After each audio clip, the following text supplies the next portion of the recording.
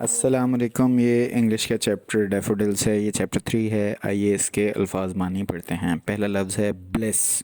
उर्दू में इसे कहते हैं खुशी, अंग्रेज़ी में कहेंगे हैप्पीनेस। दूसरा लफ्ज़ है continuous.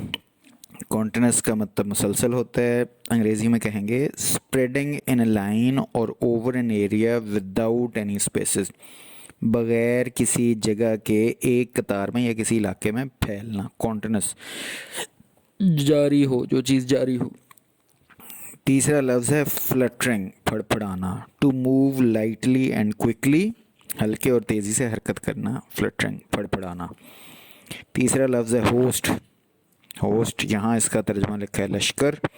Large number of people और थिंग्स, लोगों या चीज़ों की एक बड़ी तादाद। अगला लफ्ज़ है जोकंड। इसका मतलब है चीयरफुल, खुश मिजाज। अगला लफ्ज़ है मिल्की वे। इसका मतलब है कहकशां। अंग्रेज़ी में कहेंगे a band of light across the night sky made up of a huge number of stars that form a large part of the galaxy that includes our sun and its planets. रात को आसमान पर रोशनी का एक बहुत बड़ा सा band जो कि बहुत सारे सितारों से बनी है, जो कहकशां का एक बड़ा हिस्सा बनाती है, जिसमें हमारा सूरज और उसके सैयारे शामिल हैं। अगला लफ्ज़ है पेंसिव, यानी सोचने वाला।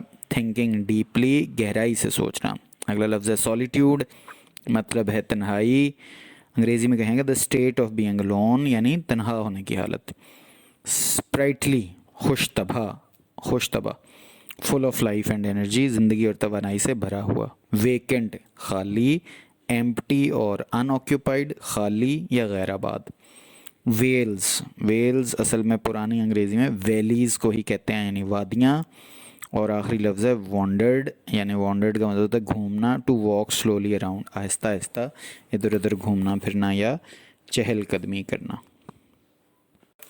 अगला चैप्टर 4 है। इसका नाम है हज़रत अस्मा। आइए इसके अल्फाज मानी करते हैं। एलिविएट, यानी बोझ हल्का करना। अंग्रेज़ी में कहेंगे टू मेक लेस सिवियर, शिद्दत कम करना।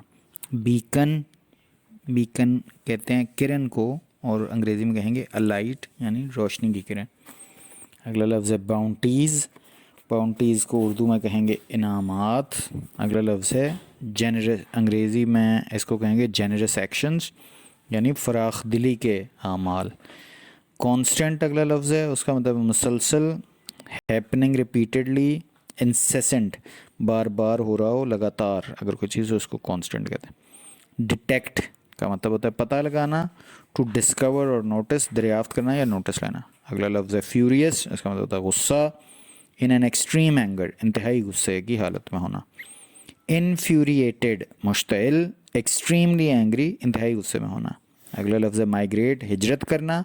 To move from one town, country etcetera to go in another area, एक शहर, मुल्क वगैरह से दूसरे इलाके में चले जाना। अगला लफ्ज़ है पेरिलस। पेरिलस कहते हैं ख़तरनाक को, ख़तरनाक को अंग्रेज़ी में डेंजरस भी कहते हैं। अगला लफ्ज़ है रेंडर। रेंडर कहते हैं पेश करने को, और अंग्रेज़ी में कहेंगे टू प्रेजेंट या प्रोवाइड अ सर्विस या हेल्प, पेश करना, खिदमत करना या मदद फराहम करना। अगला लफ्ज़ है रेजोल्यूट, उसका मतलब होता है पुरज़्म, और उसको अंग्रेज़ी में कहेंगे स्ट्रॉन्ग एंड डिटरमिन्ड, मजबूत और पुरअज़्म। अगला लफ्ज़ है रिवील। रिवील कहते हैं ज़ाहिर करना। अंग्रेज़ी में कहेंगे to make something known to somebody, किसी को कुछ बताना, किसी पे कुछ ज़ाहिर करना।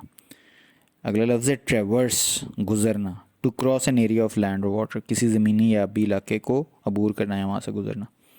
आखिरी लफ्ज़ है वेंचर, और इसको उर्दू में कहते हैं पुरख़तर मंसूबा, और अंग्रेज़ी में कहेंगे a project that involves taking risk, एक मंसूबा जिसमें ख़तरात मोल लेना शामिल हो। अगला चैप्टर है चैप्टर 5। इसका नाम है women empowerment through entrepreneurship.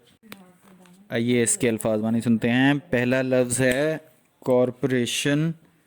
Urdu में भी कहेंगे कॉरपोरेशन, अंग्रेज़ी में कहेंगे अ लार्ज बिजनेस कंपनी, एक बड़ी कारोबारी कंपनी।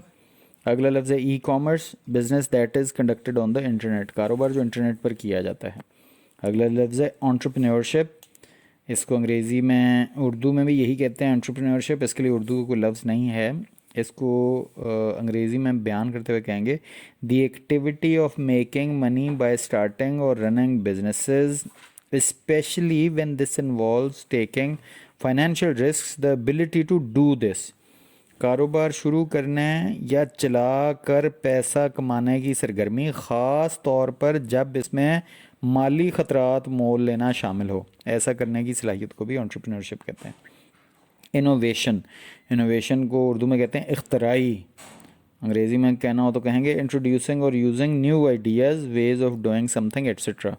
نئی چیزیں، خیالات یا کچھ نیا کرنے کے طریقے متعارف کروانا. اگلا لفظ ہے مائکرو فائنانس.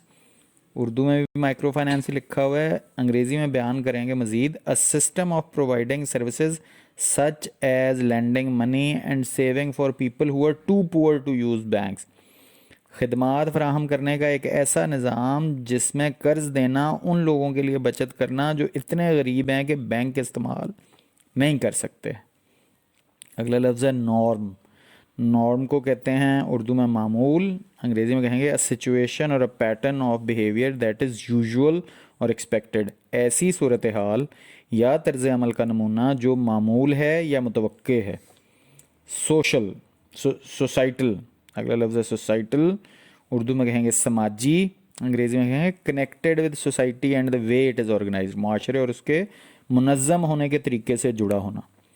اگلا لفظ ہے اسٹیریوٹائپ یعنی دقیانوسی تصور، انگریزی میں کہیں گے fixed idea or image that many people have of a particular type of person or thing but which is often not true in reality and may cause hurt and offence.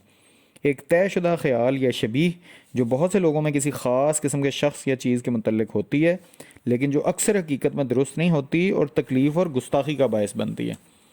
اگلا لفظ ہے strategic, Urdu میں کہیں گے حکمت عملی. Done as part of a plan that is meant to achieve a particular purpose or to gain an advantage. کسی منصوبے کے حصے کے طور پر کیا گیا جس کا مقصد کسی خاص مقصد کو حاصل کرنا یا فائدہ حاصل کرنا ہوتا ہے. آخری لفظ ہے تھرائیو، اردو میں کہیں گے ترقی کی منازل طے کرنا، انگریزی میں کہیں گے to become and continue to be successful strong healthy etcetera. کامیاب، مضبوط، صحت مند وغیرہ ہونا اور اس کو جاری رکھنا، تھرائیو کہتے ہیں اس کو. آج کے لیے اتنا ہی. السلام علیکم.